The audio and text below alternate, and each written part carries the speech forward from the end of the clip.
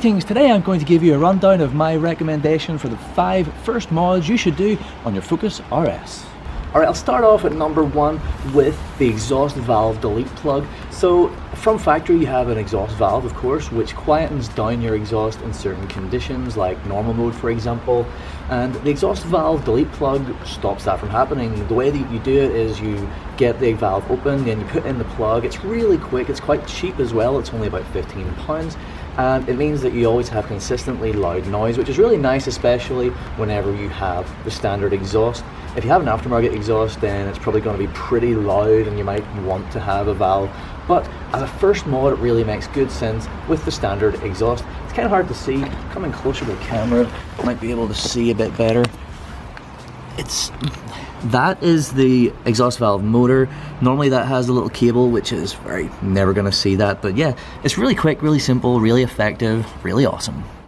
Some people say you don't get any pops even with this in normal mode, so I'm going to hit my drive mode here, going to jump over to normal and engage. So you can see we're in normal mode.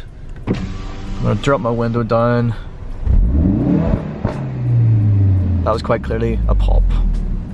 Alright, next up is the sound suppression chamber. You can get ones from various manufacturers like Mountune, Revo, Psycho Developments, loads of different places, and they all do the same thing, which is to remove the annoying whistling noise that you get under acceleration, in particular sort of medium acceleration, which is just really annoying. And indeed, whenever you start doing other mods like power mods, it can indeed become even more noticeable, much louder, which is very annoying. You get one of these like simple little plugs. They all work on the same principle. They just go onto the little resonator thing on the turbo, which I think is a pretty silly design anyway, and you just forget about it. It takes it away, and it's just really simple, really effective. It's very fiddly to install yourself. I would recommend you get someone else to do it, but yeah, it's a really great thing to do right from the get-go, because you're going to want to do other power mods and you don't want that annoying noise there when you do.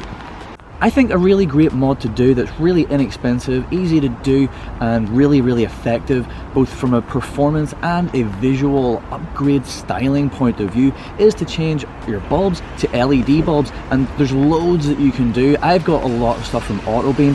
I've got everything basically in here done, from brakes, indicators, reverse lights, and then more up front as well, and I think it's just really awesome, and like I was saying, quick, simple, easy, cheap. And a really great thing to do on the same subject as that is the second boot light. I thought it was from 2017 onwards, but someone told me that it was from like September 2016 onwards in the Focus RS builds. Ford decided to stop giving you a second boot light on the right hand side of the boot, which is really annoying. I upgraded my left hand side to an Autobeam bulb, which was a really good thing to do, but whenever it was being blocked, the whole rest of the boot was just dark. So I did the second one over there, and it's a great job, looks really OEM. I have now actually decided that I will make the wiring harness that I did in a couple of videos ago for people. So if you want one, hit me up in the DMs on Instagram or on Facebook, and I will hook you up with a wiring harness. So yeah, LED lighting, great mod to do.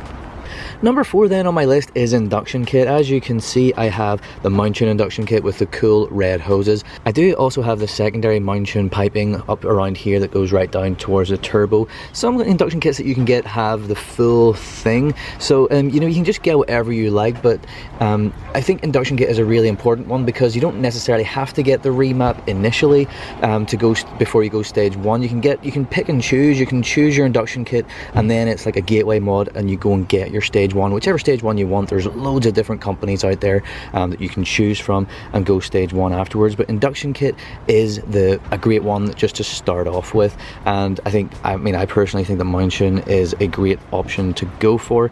It adds extra sound, it gives you a little bit of a gain, and it is, of course, like I was saying, a gateway mod to your stage 1. Alright, leading on from the Induction Kit then, number 5, fifth and final, is Sound Deadening Delete. It's really easy to do. You see these little rectangular things, there's just little clips that go in there that hold it on, and it's literally a free mod where you can get extra noise. It lets you hear your Induction Kit go whoosh, and it's just really cool. And of course, as you can see, it's painted under here as well, so it still looks really sweet. And yeah, I mean, the fact that it's free, it's quick, it's easy, it's super effective, I think it's an absolutely fantastic mod to do right at the very start of your ownership of your RS. Well, there we go, that is 5 mods I think are good to do from the get-go on your Focus RS to kick off your modification journey, and indeed will lead to many more awesome mods potentially.